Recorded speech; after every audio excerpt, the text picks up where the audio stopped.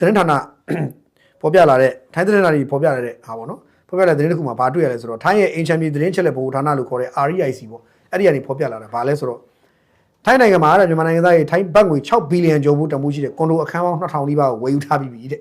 ပြီးတော့ကမ္ဘာမှာဒုတိယအများဆုံးဖြစ်သွားပြီတဲ့နော်2025တနှစ်လုံးမှာမြန်မာနိုင်ငံသားထိုင်းမှာရှိတဲ့ကွန်ဒိုခန်းပေါင်း1968ခန်းဝယ်ယူခဲ့တယ်တဲ့ပြီးခဲ့တဲ့တနှစ်လုံးဝယ်တာနော်ကျွန်တော်တို့ထိုင်းကိုဘန်ကောက်ခဏခဏသွားနေတာမန်ကွန်ဒိုသွားဝယ်လို့ခင်ဗျားထင်လားကွန်ဒိုမျိုးနဲ့ကွန်ဒိုတော်မဝင်နိုင်ဘူးလို့ဖြစ်နေတာကတော့ပါနော်ဆိုတော့ကွန်ဒိုအခန်းပေါင်း1968ခန်း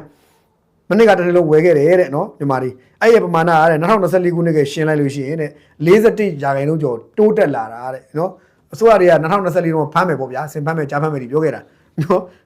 စင်တကောင်ကြောင်တမီမိမမိတော့မသိဘူးကြွတ်တောင်မမိဘူးနော်ကြွတ်တောင်မမိဘူးအခုတော့ဘယ်လောက်လဲအခန်းပေါင်း1968ခန်းတော့ဝယ်လိုက်တယ်တဲ့နော်အဲ့တော့2024ထက်ရှင်41ရာခိုင်နှုန်းတိုးတက်လာတယ်တဲ့နော်ပြီးတော့မြန်မာနိုင်ငံကိုလိုဝယ်တဲ့အခန်းပေါင်းဟာတဲ့ထိုင်းဘတ်ငွေ6.16ဘီလီယံရှိတယ်တဲ့နော်ရှိတယ်တဲ့ပြောရင်တော့2024ခုနှစ်ထက်ဒါပေမဲ့2024ခုနှစ်ထက်တော့ကုန်ထိုင်းမှာဈေးကျလို့တင်တယ်နည်းနည်းရာခိုင်နှုန်းတော့ကျတယ်ထိုင်းရဲ့ဝင်ငွေရရှိမှုတော့ရာခိုင်နှုန်းနည်းနည်းကျသွားတယ်တဲ့နော်ပြောရင်တော့ငလင်ကြောင့်ဈေးကျသွားတာလည်းရှိလိမ့်မယ်ပြီးတော့မြန်မာတွေကနည်းနည်းအခန်းတားဈေးကြီးတိုင်းမို့တော့ဈေးနည်းနည်းတင်တာလေးလိုက်ရွေးဝယ်တယ်ထင်တယ်အဲဒါကြောင့်မို့လို့ဖြစ်မယ်နော်အဲ့တော့ထိုင်းမှာကွန်ဒိုရီဆွတ်ဆက်ဝယ်နေဆိုတဲ့အကြောင်းတွေဝယ်တဲ့နေရာတွေကဘန်ကောက်တို့စမုတ်ပရာကန်တို့မဲချွတ်မိုင်တို့အမှဝယ်ကြတာတဲ့နော်ဟုတ်နေတာပဲဆိုတော့ပြောရင်တော့ဝယ်တဲ့အားတွေကိုပြောပြတော့မြန်မာ6ဘီလီယံဘတ်6ဘီလီယံကျော်ဖို့ဆိုတာနည်းတော့ပတ်စံမဟုတ်ဘူးဗျာနော်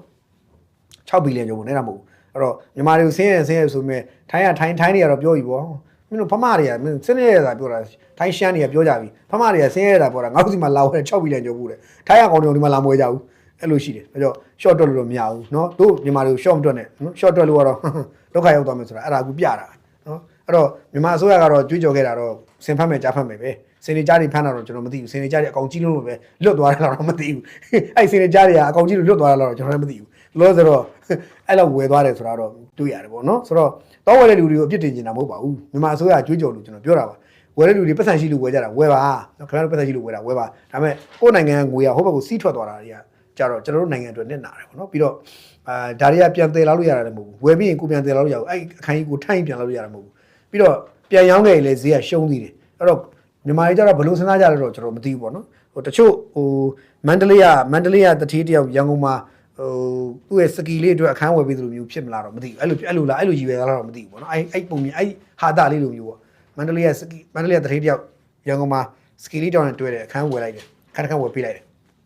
ဒါပေမဲ့ဟိုအခန်းရဲ့စာချုပ်ထဲမှာတော့ကလေးမလေးနာမည်မဟုတ်သူ့နာမည်နဲ့ပေါ့အဲ့မန္တလေးကသူ့ရဲ့အင်ရှင်မကြီးကရောက်ချလာဒေါ်တွေကန်ပြီးတော့ဝုန်းလုံးကျဲပြီးလို့ပြောအဲ့ဒါနဲ့ကောင်မလေးကဖြစ်လိုက်ပြီးတော့သိမကြောက်အဲ့ခန့်ပြန်ရောက်လိုက်တာမူလဝယ်တာထားပါတော့900ဆိုရင်1000ပြန်ရတယ်ပေါ့နော်မူလအဲ့လိုရတော့ဒီလိုမှသိရင်နဲ့